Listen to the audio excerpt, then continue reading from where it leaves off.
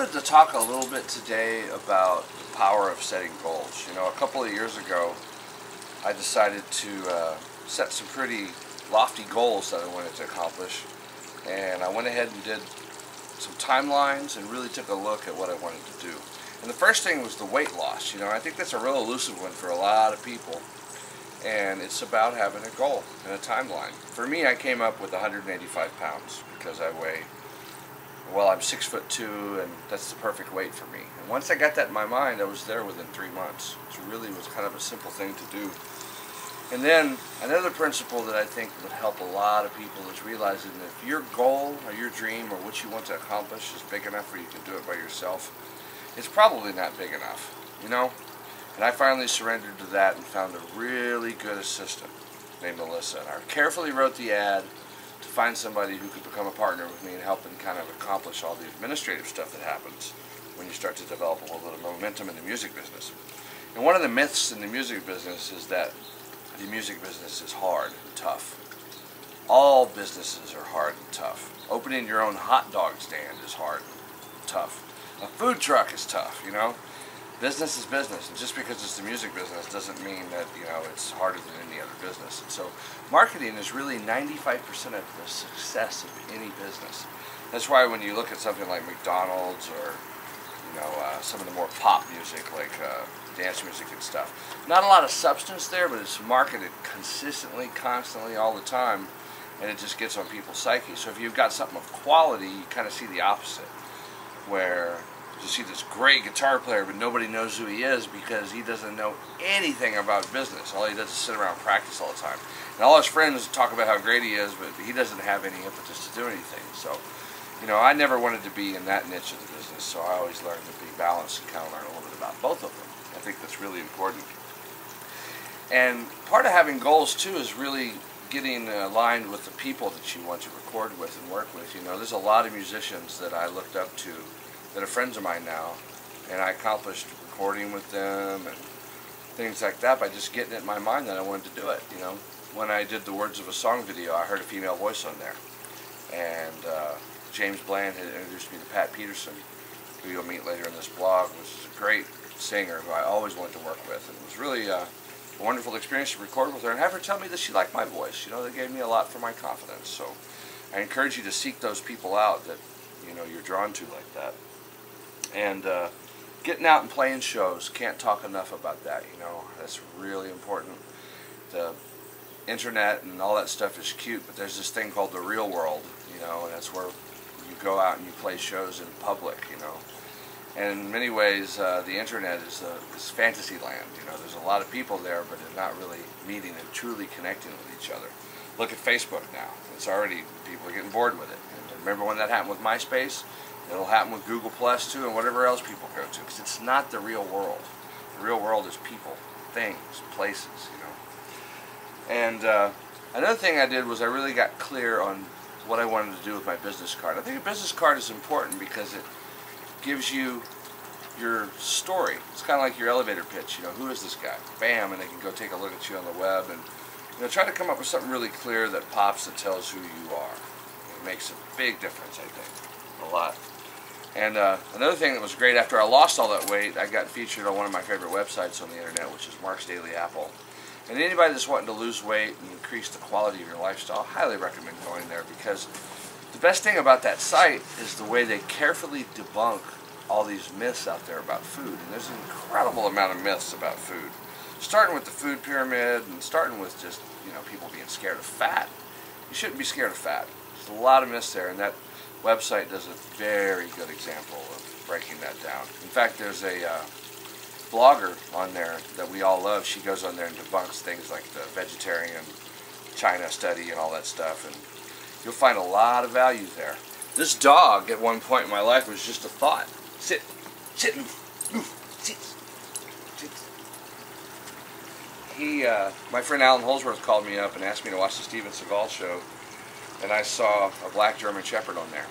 And I decided that I wanted one because they're such a good-looking dog, and I called over to the company where Steven Seagal got his, and they were already come pre-trained, 2 years old, $60,000 a piece for a full-on German Shepherd trained, and that's a little bit out of my price range at this time. So I wasn't going to do that, but I still kept thinking about it. And one night I got on Googled around a little bit, and looked at some breeders, and I found one that was breeding them that would sell me a puppy for $1,500. Still a little bit more than I wanted to spend. But I did get it in my mind, without too much of an attachment, that I would like to have an all-male, black, full-blooded German Shepherd. 2 weeks later, this kid shows up in my house, wants to study guitar with me, and he decides he wants to sign up, and he asks if his mom could come pay me the next week. Mom comes to pay me the next week, gets your German Shepherd out of the car and says, "Do you mind if I walk him around your neighborhood while he's having a lesson?" And I said, "No." And I said, "It's funny that you have that, because I've been thinking about getting a German Shepherd, and I wanted an all-male black one. It's the only way I do it." And she goes, "Oh, I'm breeding one of my females with an all-black male German Shepherd in a month, and they'll have a few black puppies. They always do, and I'll trade you out for the lessons if it works out." There he is, you know? It's crazy. If I told you how many times that kind of stuff's happened in my life with my Les Paul or whatever, you just have to believe in yourself when nobody else does, you know? And that's the key to that thing. Also, I enjoyed being on the other side, a really great college TV program here with Mike Miller recently. We talked about some of these kinds of things and how the music business works, and I think that that's important too, you know, to make sure and go out there and educate people and tell them about what you're doing and what's going on.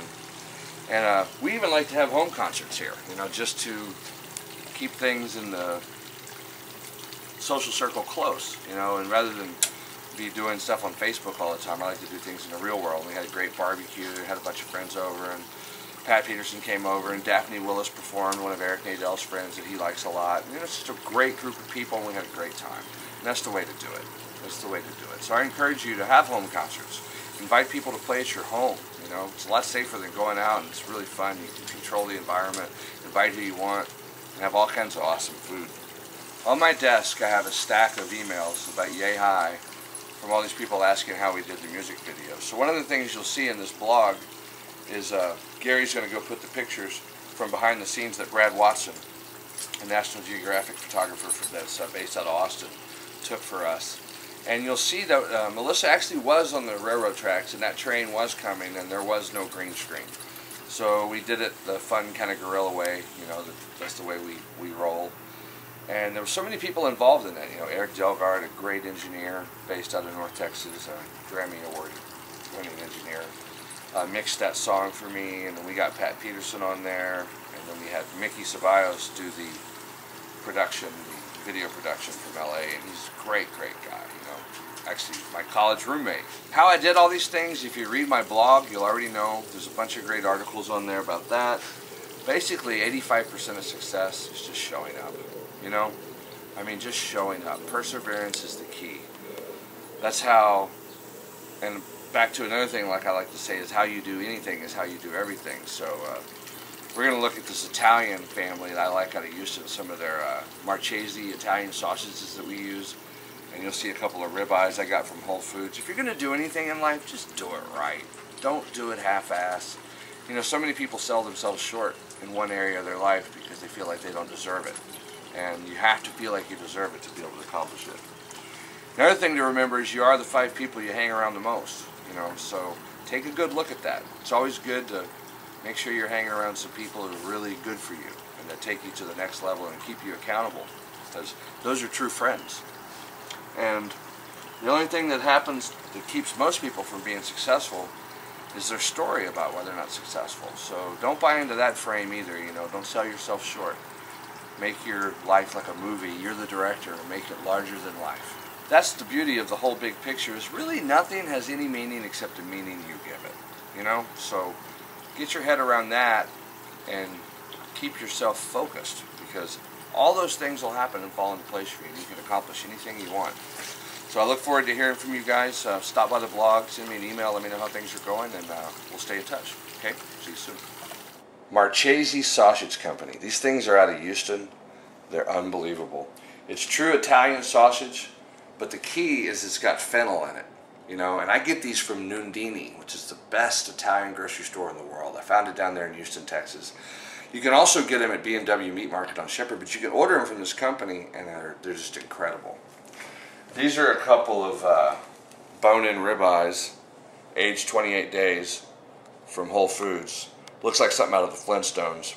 And what I did was I just have olive oil, Dijon mustard, and then cracked pepper and rosemary that I have from my garden. And I let them sit out for about 4 hours the day. We're going to cook them tonight for the NBA playoff game. I'll let them sit out on the counter for about 4 hours so they'll get real room temperature so they won't stick to the grill.